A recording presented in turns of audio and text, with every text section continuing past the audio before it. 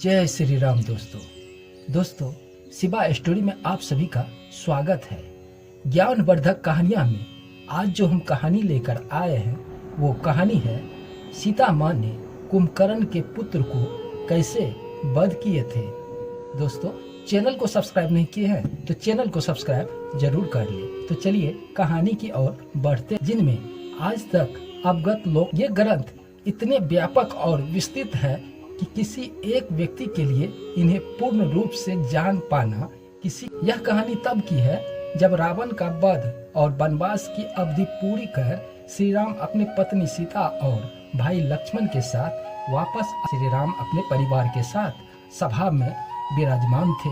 अचानक विभीषण अपने पत्नी और मंत्री के साथ दौड़े दौड़े श्री राम जी के पास पहुँचे और उनसे मदद की गुहार लगाने। जब भगवान राम ने उससे इस परेशानी का कारण पूछा तो विभीषण ने बताया कि कुंभकर्ण का एक पुत्र है मुल्कासुर, जिनका जन्म मूल नक्षत्र में हुआ। कारण कुंभकर्ण उसे जंगल में छोड़ आया था जहां मधुमक्खियों ने उनका लालन पालन किया। जब मुल्कासुर को यह पता चला कि उसके पिता का वध हो गया है और मैंने विभीषण लंका का शासन संभाल लिया है तो उसने प्रण लिया कि वह पहले मेरी हत्या करेगा और बाद में अपने पिता के हत्यारे यानी कि श्री राम का वध करेगा। विभीषण ने श्री राम से कहा कि मुल्कासुर आपका वध करने का इरादा पक्का कर लिया है और अब वह इसके लिए तैयार भी है। जब श्री राम को मुल्कासुर के इरादों का पता चला तो उन्होंने अपने पुत्र और भाइयों समेत वानर सेना को भी युद्ध के लिए तैयार किया और पुष्पक विमान पर बैठकर लंका की ओर चल पड़े।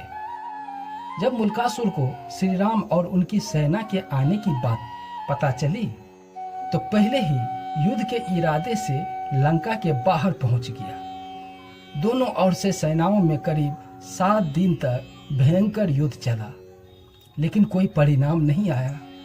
फिर भी ब्रह्मा जी प्रकट हुए और उन्होंने श्री राम से कहा, उन्होंने मुल्कासुर को एक स्त्री के हाथों मृत्यु प्राप्त करने का वरदान दिया है, इसलिए मुल्कासुर की मृत्यु एक स्त्री द्वारा ही संभव है। ब्रह्मा जी ने भगवान राम को बताया कि एक बार ऋषि मुनियों के बीच बैठे हुए थे।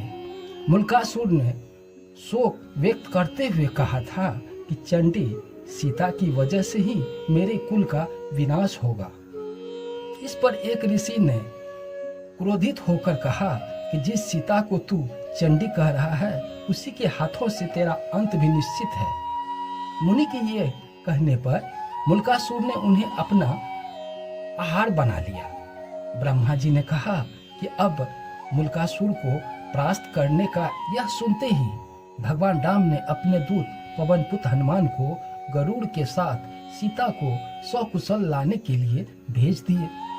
जैसे ही हनुमान जी और गरुड़ माता सीता के पास श्री राम का संदेश लेकर पहुंचे तब उसी समय देवी सीता उनके साथ चलने के लिए तैयार हो गई। जैसे ही देवी सीता अपने परमेश्वर भगवान राम से मिली उनकी आंखें भर आए।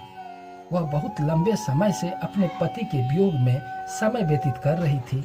भगवान राम को अपने सामने पाकर वह कई बार भावुक हो गई। भगवान राम ने उन्हें मुल्कासुर के पराक्रम और उससे मिले हुए वरदान के विषय में बताया।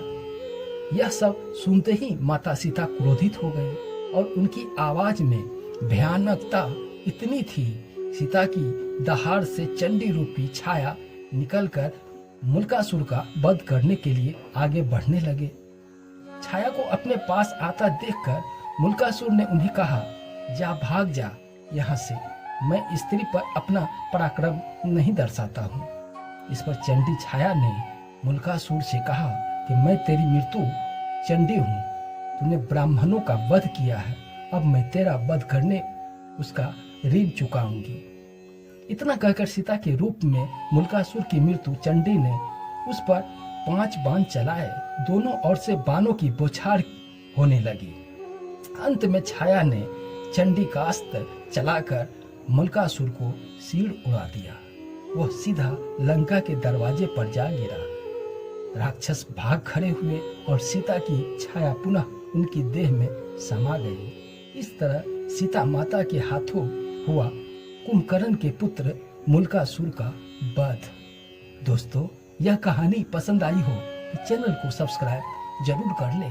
मैं इसी तरह का ज्ञानवर्धक बातें लेकर रोज आता हूँ। जय श्री राम।